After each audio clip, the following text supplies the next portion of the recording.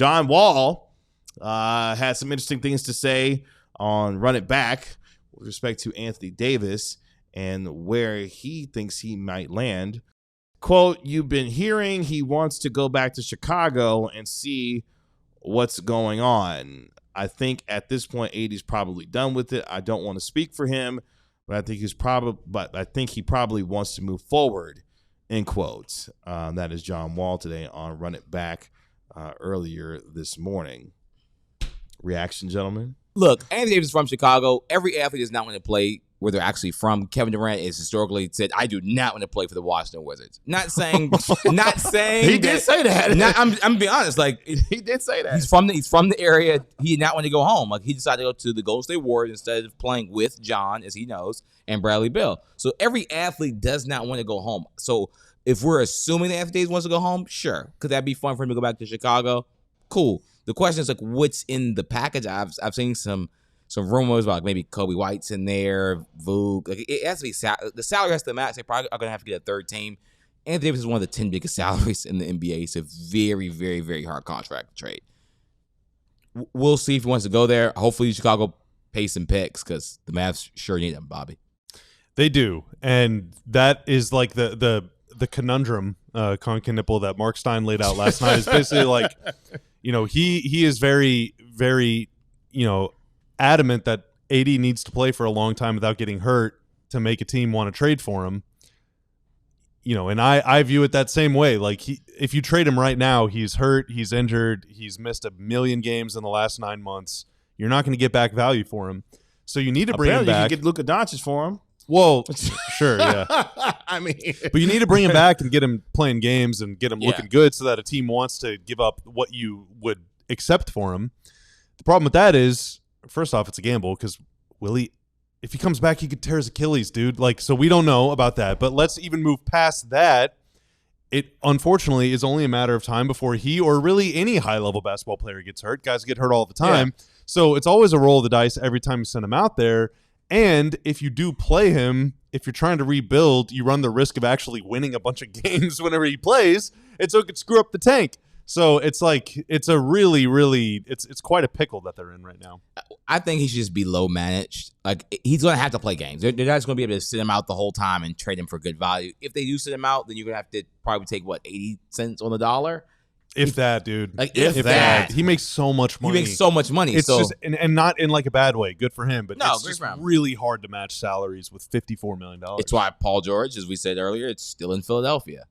Not that he when you make $50+ million in this league with the new first apron, second apron, the Mavs are also, by the way, like I think it was 1.3 or 1.4 million below the second apron, so they can't take more money on than they can send out, which also is a problem with a salary that big. It's really hard to trade that contract. And again, if Anthony Davis made $35 million, even without playing a game, it'd be a lot of buyers here. But the problem is that he's on, I think it's his third max of his career.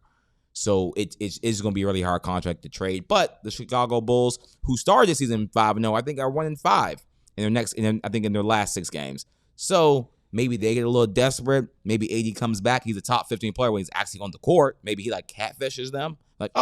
I'm really good, which he is a good player. But can he sustain that? So maybe he comes back, shows that. They get a little desperate. They want to sell some tickets.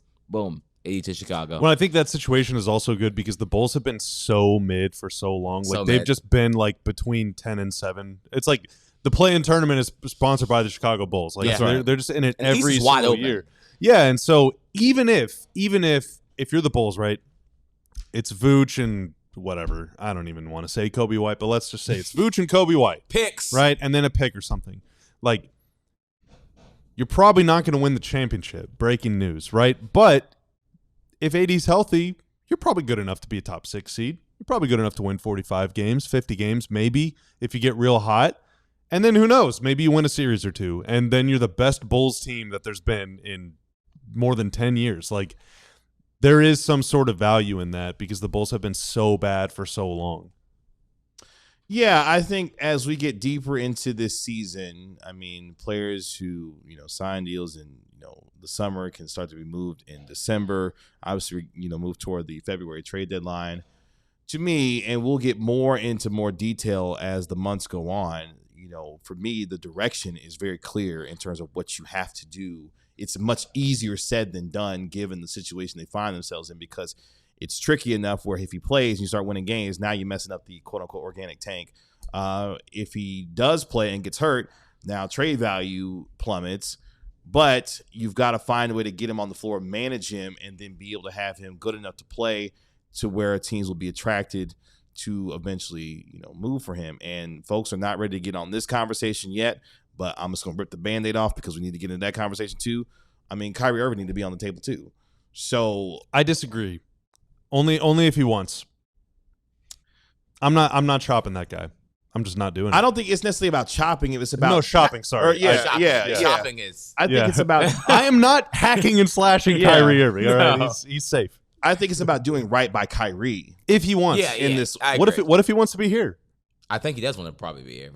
I mean, financially, the contract isn't insane, right? Like he's making $40+. He's making $40+ million coming back eventually from a torn ACL in his mid-30s. That's tough for me to swallow, given what it feels like the direction of this team would need to go in without the control of your picks for the next 5 years. As much salary as you can shed reasonably to get yourself you're already running up against a second apron. Well, yeah, but that's why to me you're trading Gafford. If it's really a complete teardown, you're trading PJ. You're trading Caleb and doing what you got to do. Yeah, and I'm not saying that you do that right now, but it should not be Najee not on the table. Like, if you're looking at all options, to me, and I know it's tough because Kyrie has been fantastic here in a Mavericks uniform, but if you're going to embrace it, you've got to embrace all of it, and nothing should be on. The only person that should not be on the table is Cooper Flagg, in my humble opinion. But I get it. Kyrie's a fan favorite. He's been fantastic here. He's turned himself into a model citizen in terms of what he has meant to this team and this community. But at the same time, these are the tough decisions that these gentlemen are going to have to make over the coming days and weeks. And maybe you wait until the summer where he's fully healthy and clear, and then you potentially move him then to where he could stay, for the Mavericks this year and be able to see him play some. But to me, it depends though, because what if the Mavs stink this year and Kyrie takes it easy, or rehab takes long, whatever, he doesn't play, they get the first pick or third pick or something in the draft, they get some stud, and then for Kyrie, it's like, okay, you're going into next season, you're able to make a couple trades, move the pieces around a little bit, and you're able to field a team that could make a run at the playoffs next year. It's kind of Kyrie's second chance at the Boston situation with Tatum and Brown. And let's be honest, that one didn't go very well, but Kyrie's a different person now. And maybe he would say, I embrace the challenge of being the veteran leader, the old head on a team with Coop and Derek Lively and, DeBonsa or whoever.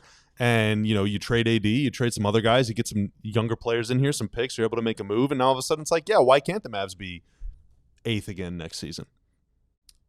I mean, you still don't have a realistic chance to win a championship. You're talking about being 8th? Sure, yeah. I mean, they're not going to win a title no matter what they do. Yeah, But it's if it's Kyrie for another year and then it's an expiring deal, and if he wants to leave, then you can. I mean, I don't know. I'm letting Kyrie choose his path here. Yeah, he's earned that. I know it's tough. Like, folks, like, Kevin, shut up. Like, I get it. Like, it's tough. I get it. Like, I've talked professionally for a living, so I can't necessarily do that. But I get it. It's a tough conversation to have. But again, it's not on the table. We've seen over the last 9 months, nothing is out of the realm of possibility in this league anymore. So again, I'm not necessarily in the camp of doing and trading Kyrie Irving right now at all. Trust me, I'm not in that camp. I'm just saying that it has to be a discussion realistically that the organization has. And that is what it is. And I did talk to Bobby Marks, which you all should read the article, by the way. And when asked about Anthony Davis, I say, can they trade Anthony Davis? He said no, not until he gets on the court. And this is the cap specialist guru around the league. And he said every player is essentially on the table besides Flagg. So there you go.